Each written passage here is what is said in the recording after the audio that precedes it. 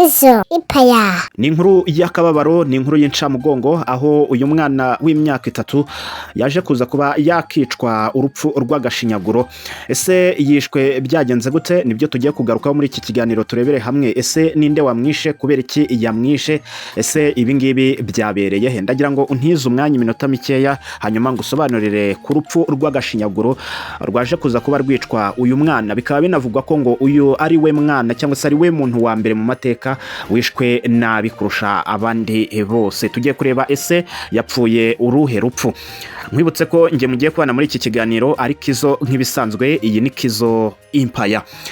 Ubundi ngo bijya gutangira, byatangiye ku itariki 17 z'ukwezi kwa munani, aho mama w'uyu mwana, uyu muri kureba wambaye isengero y'umuhondo, aho baherereye hariya mu karere ka Bugesera, mu murenge wa Mayange, mu kagari ka Kagenge, mu mudugudu witwa Gitaramuka.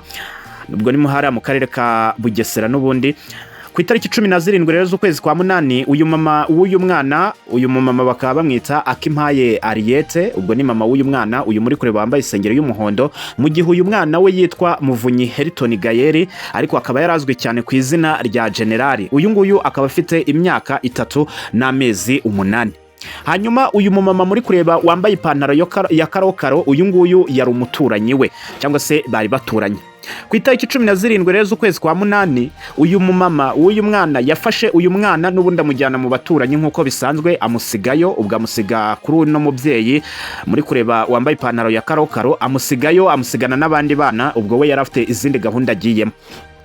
Hanyuma uyu Ariete cyangwa se mama w'umwana yaratashye nimugoroba, hanyuma ajya kureba umwana we nk'uko bisanzwe kugira batahe nyine bajye mu rugo.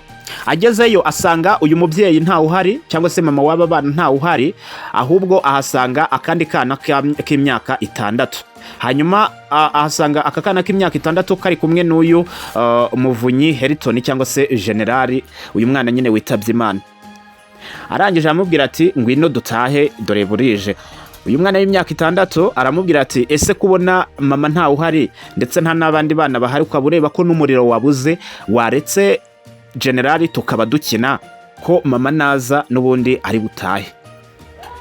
Uyu mumama ntabwo yigeze ajijinganya, dore ko ngo nta n'ikibazo bari basanzwe bafitanye. We yarekeye umwana aho ngaho ngo abari kumwe na mugenzi we amugumishe mu gihe mama we ataraza, hanyuma we arataha.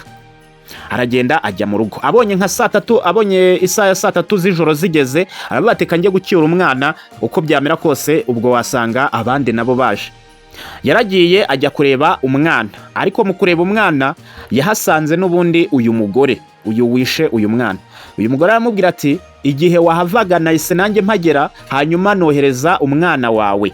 Ariko icyo gihe babivuga hakaba hari kugwa imvura nyinshi, ngira ngo ni imvura yaguye ndetse iramukira no ku muryango. Hanyuma uyu mama wa Generali aravuga ati ese mwamunyoherereje ryari ko ntigeze mubona? Uyu mugore aramubwira ati igihe wahavaga nahageze n'ubundi hashize iminota mikeya, mpita mfata umwana ndamukoherereza dore ko n'imvura yagwaga. Uyu mubyeyi yahise yumva ko ari ukuri, arangije asubirayo ajya gushakisha umwana, ariko muri iryo joro ntabwo yamubonye. Ahubwo bwarakeye mu gitondo cyaho ku itariki n'ubundi 18 z'ukwezi kwa munani, arakomeza ashakisha umwana, ariko kuri iyo nshuro ntabwo yamubonye. Ariko muri uwo mugoroba hakaba hari ikintu cyari cyabaye. Uyu mugore amaze gutaha yaraje ngo afata uyu mwana, ubwo ndavuga uyu mugore w'umwicanyi nyine cyangwa se w'umuturanyi ukekwaho ubwicanyi. Yafashe uyu mwana arangije amuhereza eswime ngo ajye kogana n'abandi bagenzi be. Amaze kuvayo yaraje abana bose abicaza muri saro bakora ikiziga. Hakaba hari undi musore nawe bivugwa ko ngo yaryamanaga n'uyu mukecuru cyangwa se n'uyu mugore. Uyu musore akaba ari we watwaraga abana be abajyanye ku ishuri hariya n'ubundi mu karere ka Bugesera. Uyu musore akaba ngo akora akazi k'ubunyonzi, akaba nawe kuri uwo mugoroba yari ahari.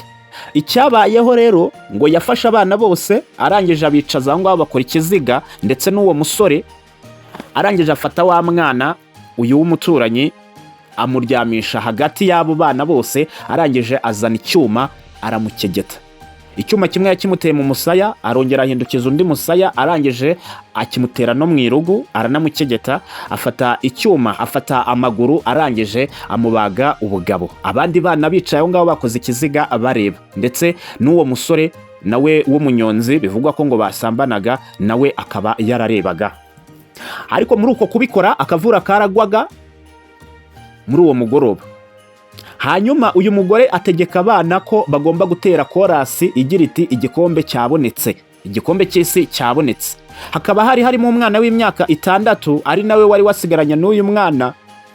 Uyu mwana w'imyaka 6 we akaba yarari kurira avuza induru. Mu kurira avuza induru rero kuyobya uburari kugira ngo abaturanyi bataza, uyu mugore akaba yari yabwiye abandi bana ndetse n'uwo musore, arababwira ati mwebwe mutere korasi muvuga muti igikombe cyabonetse, kugira ngo baburizemo iryajwi rya wa mwana wari uri kurira.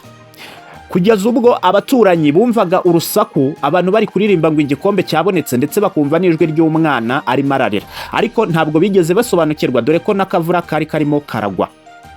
Ntabwo bigeze babitindaho. Icyo gihe rero byarageze, ndetse biza kuba ngombwa ko bigera mu gitondo, uyu mugore akiri gushakisha umwana we ataramubona. Aka kana k'imyaka 6 kari kurira rero niko kaje kuza kuba katanga amakuru, kavuga ko ngo mama we yishe uyu mwana. Muri uko kumara kumwica rero, kumwica urubozo, kumuteragura ibyuma ndetse no kumubaga, yaramufashe ndetse n'uwo musore bamushyira mu mufuka, barangije bamuta mu bwiherero. Nuza kureba neza mu mashusho ndi bugushyireho hano, uri buze gusanga inzego z'umutekano zirimo ziragerageza gucukura ubwiherero kugira ngo zibe zamukuramo. Ariko n'ubundi basanze umwana yamaze kwicwa ndetse yamaze no kwangirika. Ariko bagerageje kumukuramo, baramwoza, hanyuma haza kubaho gushyingurwa. Ariko andi makuru angeraho avuga ko ngo uyu mugore n'ubundi ngo yari asanzwe akora ibi bikorwa by'ubugizi bwa nabi, bikavugwa ko ngo hari undi mwana yagerageje kwica akoresheje kiyoda, ariko ntibyamukundira. Ati byagenze gute? N'ubundi kubera ko ngo uyu mugore asanzwe agenda yimuka kubera amakimbirane abafitanye n'umugabo we, uyu mugore ngo yagiye mu gipangu kibamo umugabo w'umusirikare n'umugore n'umwana ndetse n'umukozi. Ariko uyu mugabo w'umusirikare we akaba akora atahaba. Ariko bijya kumenyekana kuri iyo nshuro ubwo yari yahiriwe.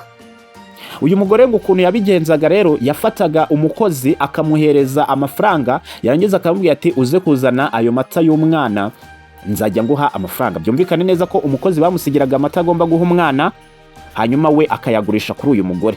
Kugira bijye kumenyekana rero, yari yagambanye n'umukozi, aramubwira ati ku mata baha umwana uze kuyazana, ngire ibindi bintu nyavangira kugira ngo umwana amere neza, wowe nta kibazo, ntugire ikibazo, ndetse nanaguhemba. Umukozi rero abigambana gutyo, abigambana n'uyu mukecuru cyangwa se n'uyu mugore ko bagomba kuza kwica uyu mwana bakoresheje umuti wa kiyoda. Mu gitondo kugira bimenyekane rero, umukozi n'ubundi kubera ko nyirabuja yari asanzwe amusigira amata, ariko kuri iyo nshuro uyu mugabo w'umusirikare we akaba yari yahiriwe. Umukozi yafashe ya gurude imwe basigamo amata, arangije ayishyira uyu mugore. Uyu mugore afata amata yari arimo, ayakuramo, ashyiramo umuti wa kiyoda. Ngira ngo kiyoda murayizi, ni imiti ngira ngo yica ibikoko, ariko n'ubundi yica n'abantu. Bakuramo amata bashyiramo kiyoda, hanyuma abwira umukozi ati genda utereke aho umwana n'ubundi asanzwe akura ino gurude iyo abyutse. Ariko umugabo uyu musirikare kubera ko yari akiri mu cyumba, yagiye kumva yumva ibintu biranutse. Yumvise ibintu binuka rero arasohoka. Mu gusohoka asanga umukozi arimo araha umwana ya gurude n'ubundi yari isanzwe inywerwamo amata cyangwa se isigwamo amata y'umwana. Asanga noneho umukozi arimo arayimuheramo kiyoda. Ariko umusirikare we cyangwa se umugabo papa w'umwana we yahise abyumva ko ari kiyoda barimo baraha umwana we. Yahise agwa mu kantu igitaraganya, ahita afata umwana aramwirukankana ataranamenya n'amakuru y'ibyabaye. Arangije ajyana umwana kwa muganga, asanga umwana haburaga gato ngo yitabe Imana kubera yari amaze kuba yanywa iyo miti yica ibikoko. Inzego z'umutekano zahise zifata umukozi zimuta muri yombi, hanyuma bagerageza kumubaza. Umukozi aza gutanga amakuru ko uyu mugore yamuhaye amafaranga kugira ngo baze kwica uwo mwana. Ariko andi makuru atugeraho avuga ko ngo uyu mugore bivugwa ko ngo afite musaza we ukora muri RIB ya hariya mu Bugesera, ari nawe ukomeza kugenda umukingira ikibaba, kubera ko ngo inshuro zose uyu mugore afatiwe mu byaha nk'ibi ngibi byo kwivugana abantu, ngo arafungwa ariko nyuma agahita afungurwa, kubera ko ngo n'ejo bundi ubwo uyu mugore ubwo uyu mwana yasangwaga mu bwiherero, uyu mugore ngo yarafashwe, ariko mu gufatwa ubwo bari barimo gukora ankete cyangwa se gukusanya ibimenyetso, yarafashwe kugira ngo akurikiranyweho, ariko biza kurangira n'ubundi atashye. Bikavugwa ko ngo hari musaza we rero ukomeye ukora hariya muri RIB ya Bugesera, ngo ari gukomeza kugenda amufunguza, ndetse akaba ngo ari no kugerageza gushaka ibyangombwa byo muri Karayesi kugira ngo bagaragaze ko uyu mugore ngo afite ikibazo cyo mu mutwe. Ariko abaturage bakaba babitera utwatsi bavuga ko ngo uyu mugore ngo mu bindi bikorwa byose aba ari muzima, ariko byagera ku kwica abantu byo cyangwa se kugerageza kwica abantu byo akabikora nk'uwigize ko afite ikibazo cyo mu mutwe. Ibyo byose rero bakavuga ko ngo ari ukuyobya uburari, ko ahubwo ngo byose abikora abizi. Ngaye nguko rero ubu tuvugana uyu generali, uyu mwana w'imyaka 3 n'amezi 8 bita Muvunyi Hilton, akaba yamaze gushyingurwa, hanyuma uyu mugore akaba agikomeje gukurikiranwa n'ubutabera. Reka mbashimire cyane rero bakunzi ba Kizo Empire, reka twongere tuze guhurira n'ubundi mu bindi biganiro nkomeza kugenda ngutegurira. Reka tubwire umuryango wa generali cyangwa se umuryango wa Muvunyi Hilton, tubwire ati ukomeze kwihangana, ndetse n'abandi banyarwanda bumvise iyi nkuru muri rusange. Njye wumvaga n'ubunini Kizo nk'ibisanzwe, ndabashimiye cyane.